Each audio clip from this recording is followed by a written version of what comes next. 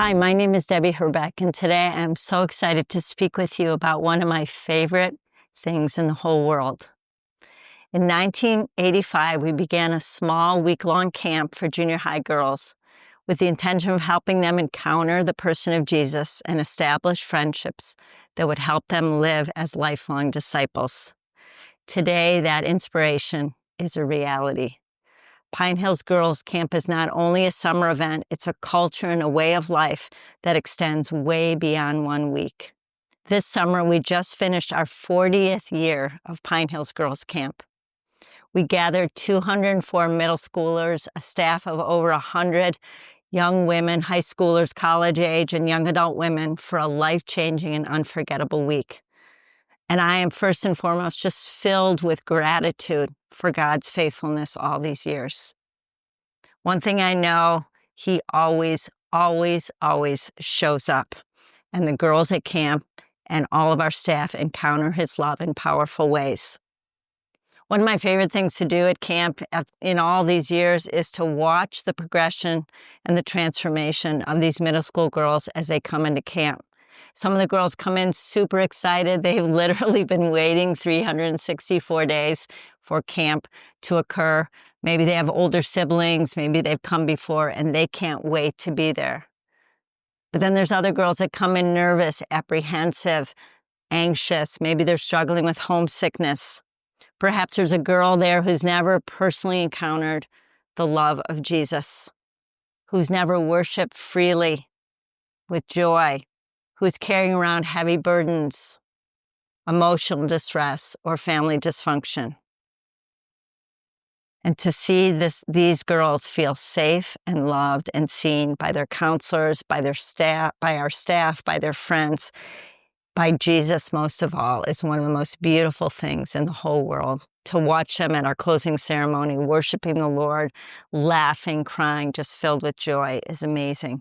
So I want to take a few minutes today to honor the Lord by just sharing with you a few things that God has taught me through this camp and the opportunity to minister to these girls in this way over the last 40 years. And I'm sure there's a lot more, but this is what was really on my heart as I walked through this week with the girls at camp. One is that God is faithful and that He loves and honors our faithfulness. Showing up and saying yes to Jesus every day, every year, makes a huge difference. It's not so much the gifts and the talents we bring, although those are important. It's not so much the planning. It's being faithful that bears fruit. And I think that's a lesson not only in ministry, but just in our lives. And I feel so honored to be able to see the fruit that faithfulness has borne by seeing the lives of these young women change over and over and over again throughout these years. The second thing that I realized this year, once again, is that we can never outdo the Lord in generosity. When we lack, He always makes up the difference. When we offer Him our time, our energy, our talents with generous hearts, He multiplies our offerings. And there's so many stories I could tell you of small answered prayers, of little ways that God provided, even just having beautiful weather this week and not having to worry about rain or anything else that would disrupt our flow of the week. All those ways are God's generosity toward us, overly abundant. And when we give what we have, He not only matches that, but He exceeds that. He is always generous. The other thing that I've learned over the years, particularly with camp and in doing this, is to stay in my lane. And I must say it's often tempting to think I need to do more. I need to reach more girls. I need to dream bigger. I need to touch more people. I need to have a ministry that everybody can see. But God has shown me the importance of just keeping my eyes fixed on Him and what He's called me to do, and not on anyone else's ministry, not on what another camp might be doing or another youth ministry might be doing, but to keep my eyes focused on Him and to stay in the lane that He has put me in. And when we stay in our lane and we're faithful to what God has called us to, that is where the bearing of fruit comes in. It reminds me of, Peter saying to Jesus after the resurrection, What about him? What about John? What about John? And Jesus very clearly says, kind of like, mind your own business. Never mind about him. Focus on who I've called you to be and what I've called you to do. And so as hard as it is sometimes to feel more hidden, I'm trying to stay in my lane and trust that this is exactly where God has called me to be. This year at camp, we talked a lot about what we call the ripple effect.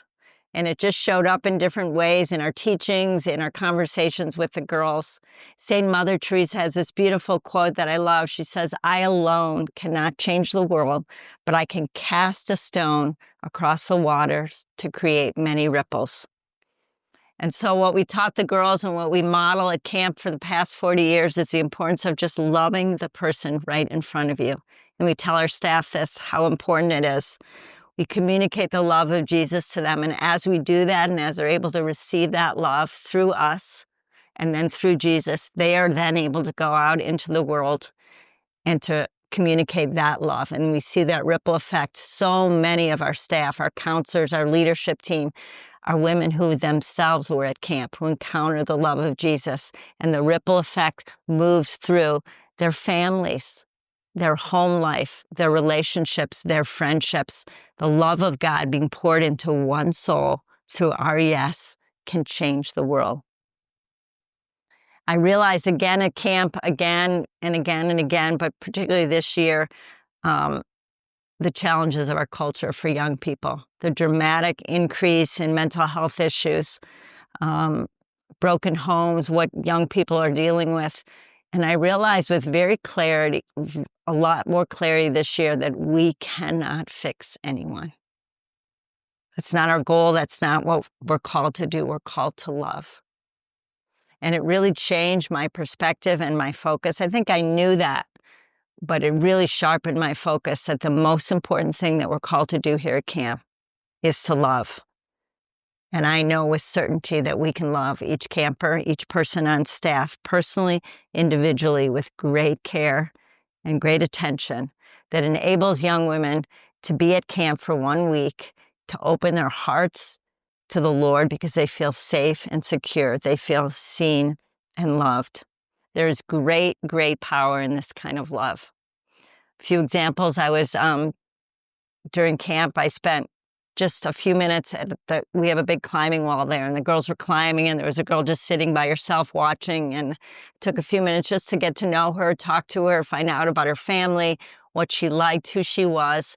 And a few days later, she came to me at the end of the night, and I gave her a hug, and I'd never met her before this camp. And she said, "Debbie, I just want you to know that I've never felt so seen in my life as when you had that conversation with me. And I feel so loved knowing that you know me a little bit and that you took time to talk to me."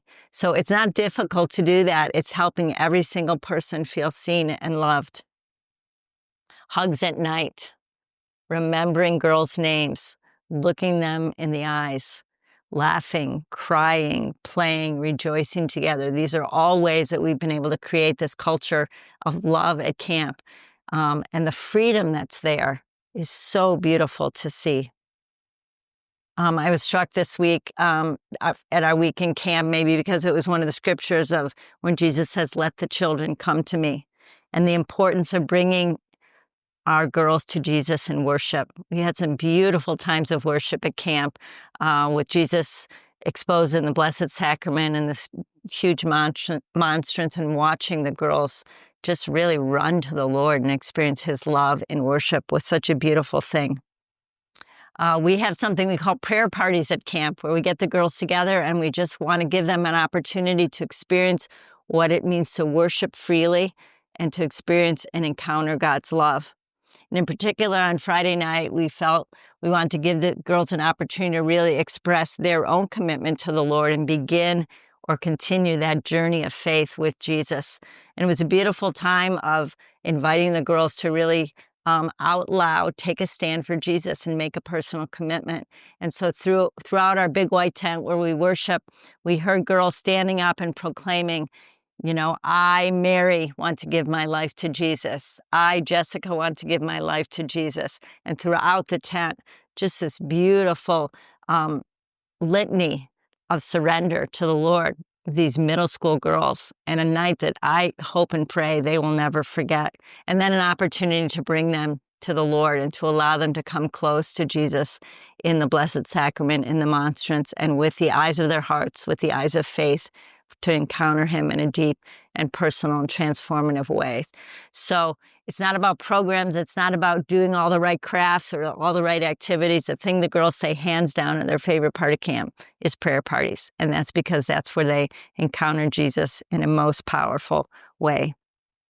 I know right now, this summer, as we close up our summer, that there are a lot of girls who are camp sick, who came to camp being a little homesick, missing home. And I know now from hearing from them that they miss camp.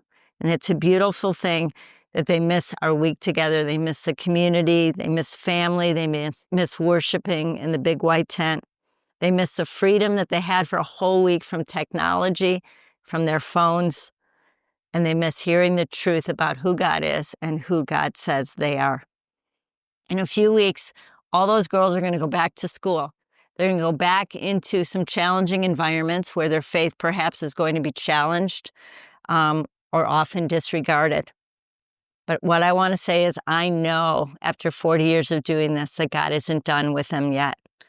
And neither are we. We will continue to walk with these girls throughout the school year, with many of them through Bible studies, small groups, adoration nights, and opportunities to be Christ's love to others. So I hope as you've listened a little bit about my week with 204 middle schoolers that you don't just feel exhausted by it, but you feel encouraged and built up in hope, because this is, my dear friends, the future of our church. God bless you.